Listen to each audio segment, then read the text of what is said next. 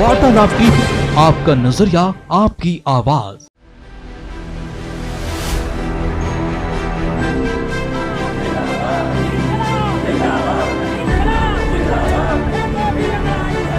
प्रदेश सरकार स्वास्थ्य व्यवस्था में लगातार कड़ी मेहनत करके स्वास्थ्य व्यवस्था को सुधारने में लगी हुई है।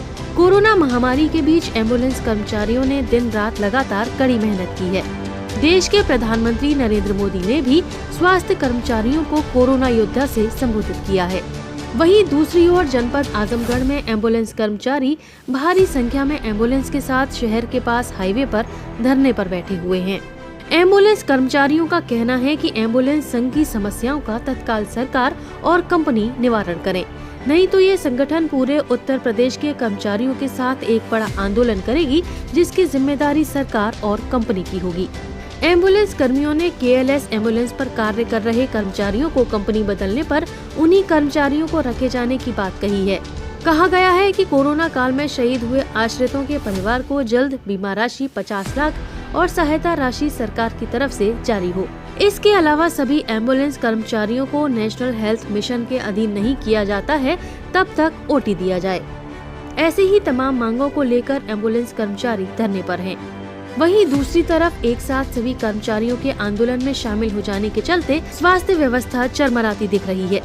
भले ही इमरजेंसी सेवा के बहाली का दावा किया जा रहा है, लेकिन स्थिति को काबू में रखने के लिए बड़ी चुनौतियों का सामना करना पड़ रहा है।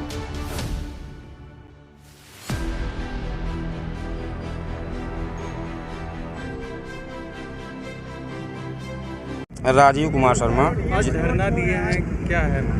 मैं जीवनदानी संगठन से आजमगढ़ का जिलाध्यक्ष हूँ। मेरा नाम राजीव कुमार शर्मा। मेरा धरना मुख्य रूप से हम लोग 3 दिन से कंटिन्यू शांतिपूर्ण धरना कर रहे थे, जिसकी सूचना हमने एसडीएम को दिया था। डीएम साहब को देने गया था, वो चले गए थे, उनको नहीं दे पाए, तो एसडीएम साहब को उसकी सूचना दी गई। 23, 24, 25 3 दिन शांतिपूर्ण धरना था और हम लोगों ने उसमें साफ शब्दों में लिख दिया था कि अगर हम लोगों की मांगें नहीं पूरी होंगी तो हम लोग 26 तारीख से चक्का जाम कर देंगे। हमारी मांग क्या थी? प्रथम मांग यही थी कि हमारे जो पहले एडवांस लाइफ सपोर्ट एम्बुलेंस 3 प्रकार की हैं, एक 102, एक 108, एक एडवांस लाइफ सपोर्ट। ये 3 एम्बुलेंस कंटिन्यू चलती हैं हर ज़िले में।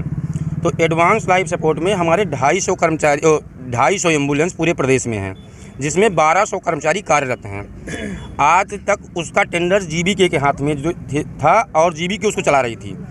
आज की डेट में योगी जी की सरकार में वो टेंडर जीबीके से हटा के चिकित्सा हेल्थ केयर को दे दिया गया और चिकित्सा हेल्थ केयर कह रही है कि मैं आप लोगों को अपनी कंपनी में नहीं रख पाऊंगा और रखूंगा भी तो मुझको 20,000 रुपये डीडी चाहिए प्लस सैलरी हम लोग 12,725 पाते हैं। वो कह रही है हम आपको 10,700 देंगे। 20,000 डीडी लेने के बाद 10,700 रुपये में निरंतर सैलरी बढ़नी चाहिए। हम लोग कोरोना जैसा महामारी में कंटिन्यू दिन रात लग के मेहनत की है। Advance life support continue corona ही मरीज होती थी जब तक कोरोना था, और आज की डेट में हमारे 1,000 कर्मचारी बेरोजगार हो रहे हैं। 40 साल जिले से भी धरना देने पूरे उत्तर प्रदेश में चक्का जाम है।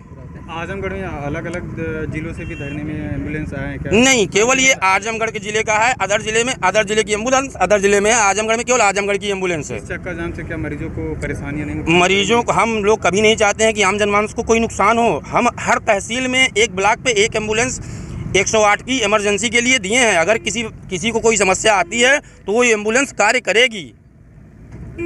समाजवादियों का कहना है, समाजवादी सरकार की वजह से इस एम्बुलेंस को पूर्ण रूप से चलाने के लिए सरकार जो है इसके खिलाफ है, तो इस पर क्या कहना है? इस पे मैं कुछ नहीं कह सकता हूँ। ये सरकार की मानसिकता है। सरकार अगर इसको इस तरह देख रही है कि अगर समाजवादी ने चलाया है तो हम इसको और पुअर कर दें, तो ये गलत है।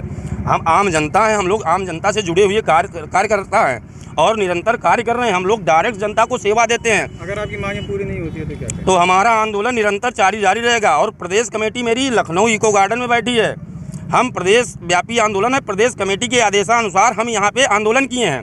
जब तक वहाँ कोई समझौता नहीं होगा तब तक यहाँ हड़ताल ऐसे जारी रहेगी। पेमेंट रुकने की भी कोई बात नहीं? पेमेंट की कोई बात नहीं है रुकने की। पेमेंट हम लोगों का बराबर मिल रहा है। पेमेंट में कोई समस्या नहीं है। सबसे बड़ी समस्या हमारे 1,000 कर्मचारी बेरोजगार हो रहे हैं और हम लोगों को पहले एक बार हम लोगों का समझौता हुआ था, उस पर हुआ था कि आप लोगों को 8 घंटे ड्यूटी और 4 घंटे का ओवर टाइम दिया जाएगा, जिसकी सैलरी 23,000 रुपये बनती है।